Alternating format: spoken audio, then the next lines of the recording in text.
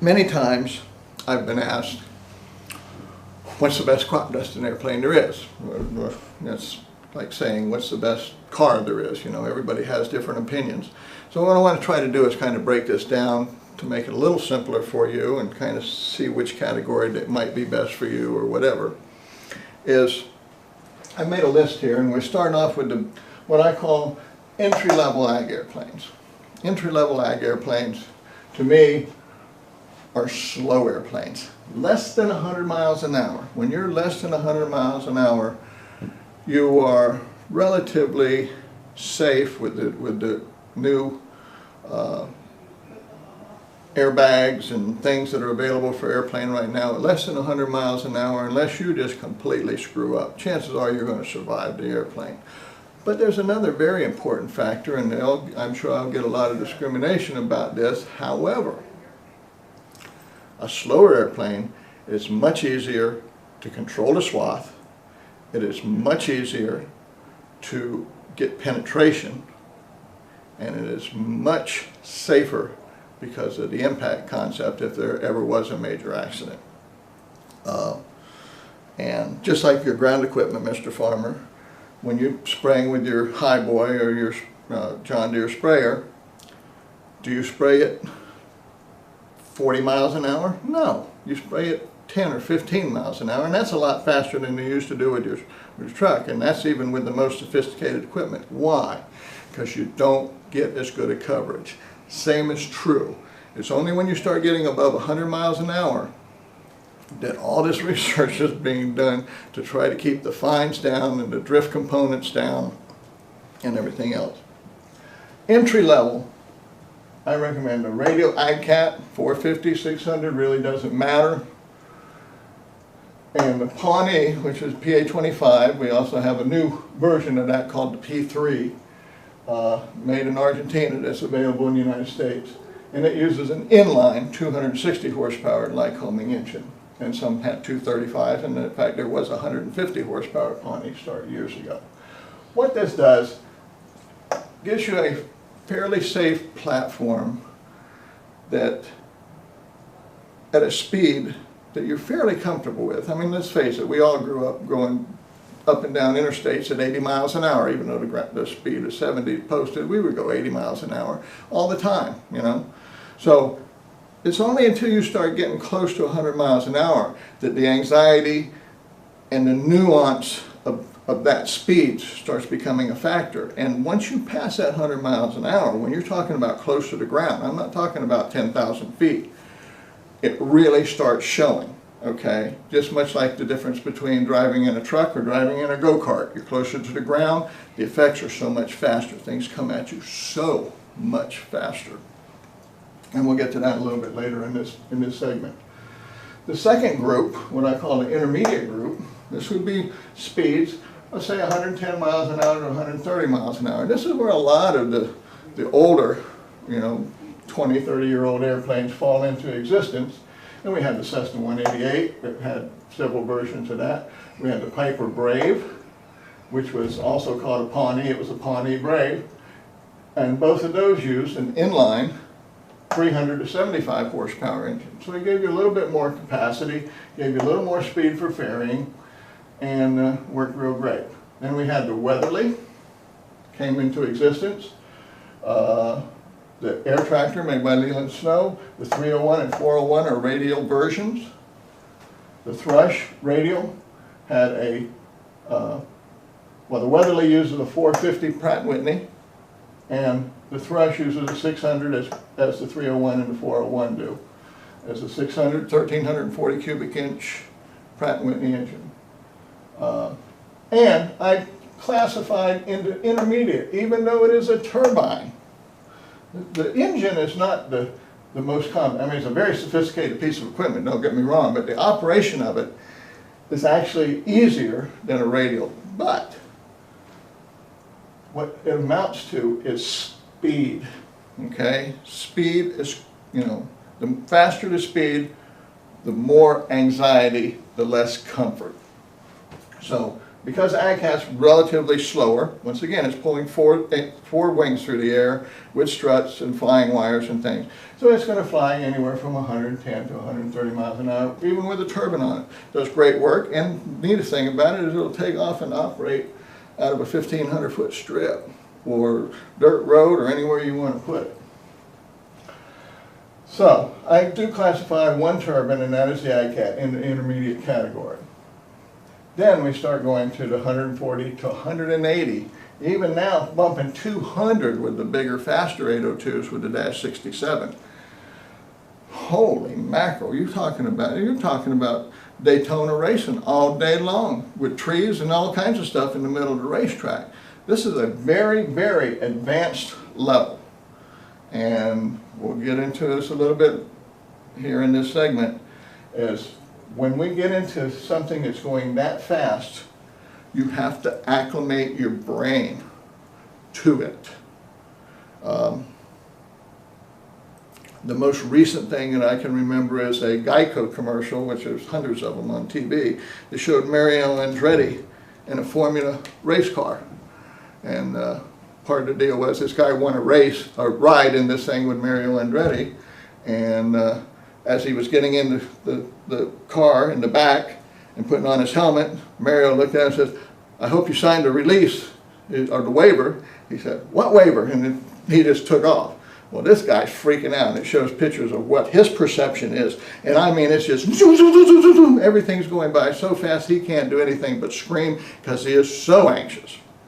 Shows the concept and the perception of Mario Andretti in the front seat, who's been doing this for many years and is so acclimated to this that he was looking and watching pretty girls in the grandstands, the dandelions, the wind blowing them, the little ponds and things. And this is very much the way it feels in this ag environment when you get into these things, but only after you have acclimated your brain to that level of intensity and retain enough comfort level in reserve to take advantage of any emergency that may come. Because if you're 100% maxed out and something comes in, guess what? There isn't anything over 100%.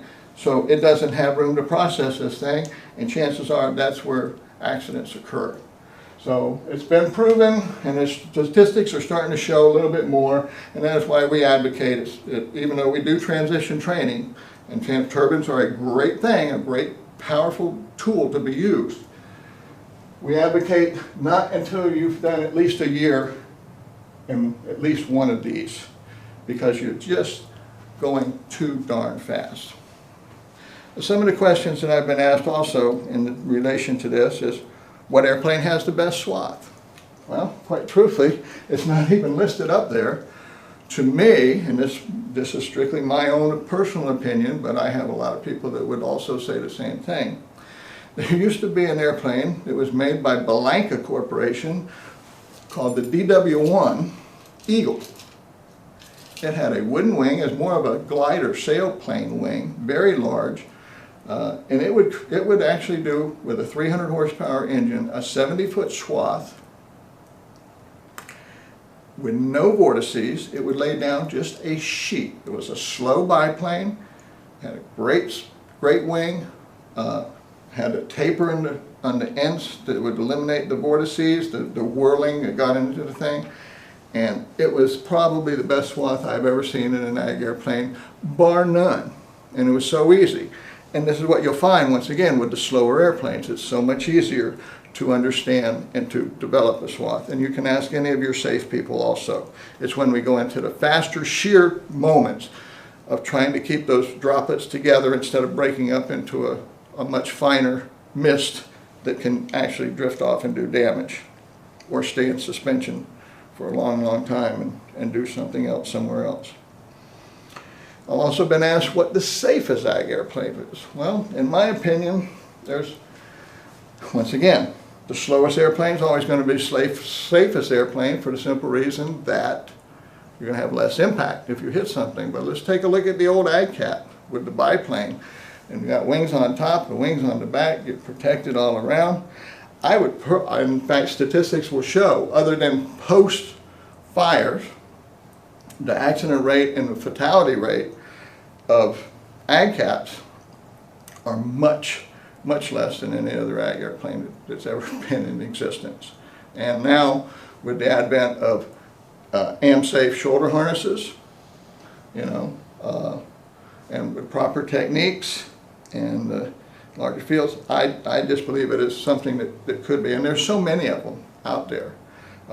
There is in the process of looking for newer, improved power plants for the thing. In fact, we've been involved with it, and we're looking forward to announcing that sometime here in the near future.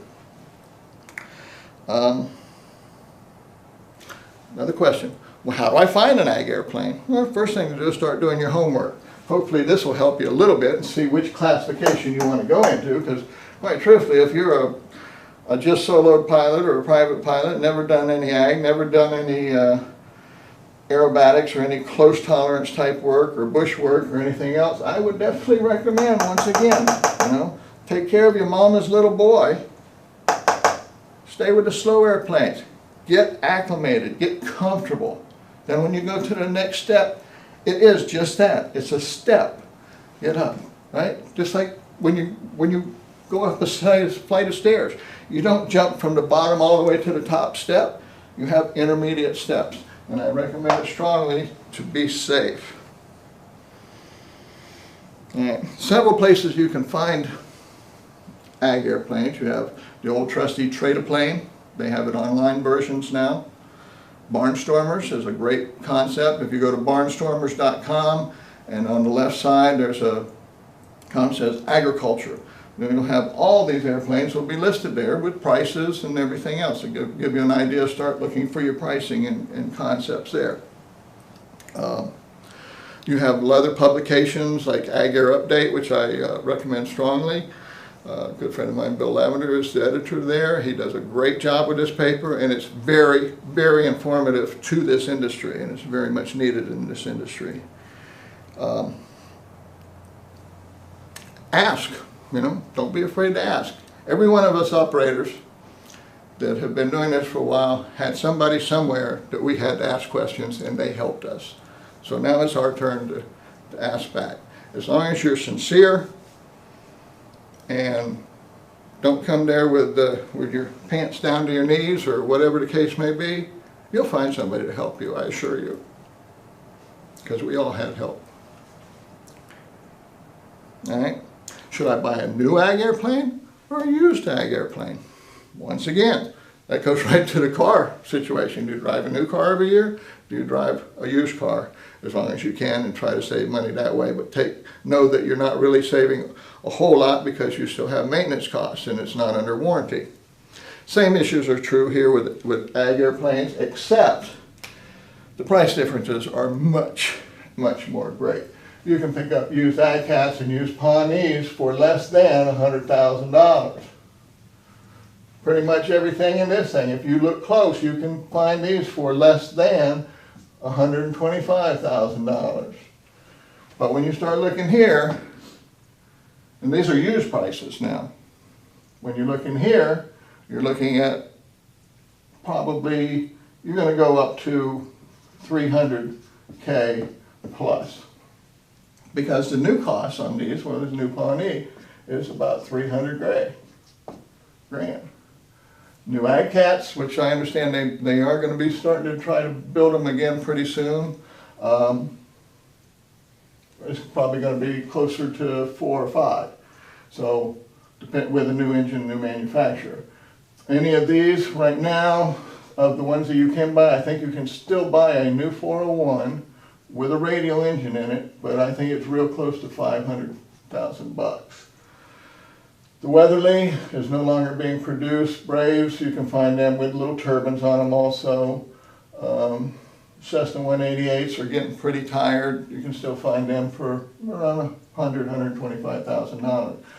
New, like I said, about 5. But when you get into this thing, we're looking at, once again, the turbine models. We have the turbine thrush, turbine air tractor, turbine AgCat I put in this concept here. So 402, 502, 602, 802, for example. 802, with all the bells and whistles, you're bumping probably $1.8 million. The smaller one, 402, 502, you're looking at probably $700 to $850,000. So, once again, you need a pretty big operation, you have a lot of places to go, and there's a lot of different things, and this goes to my next question, and that is, who will guide me through this purchase price? Well, I just so happen to be not even here just to teach you how to spray and fly, but I'm also a licensed airframe and power plant mechanic with inspection authorizations from the Federal Aviation Administration, and I've been working on airplanes and ag airplanes my whole life. My father was a pilot, my grandfather was a pilot. I've worked for some of the best operators in the country. I've worked for a couple of the worst. My knowledge and experience of 45 years in this business, I think, makes me qualified to know specifically what you're looking for and to guide you in the best possible purchase price. And if I don't have it, or if I'm not sure, I can put you in touch with that particular person. In other words, if it was something whether you got it down and you were looking at thrush or air tractor, well, I would send you to who I know carries them, knows the most about them. You know, networking is very important in this business. And you'll find, once again, if you're sincere, people will go out of their way to help you.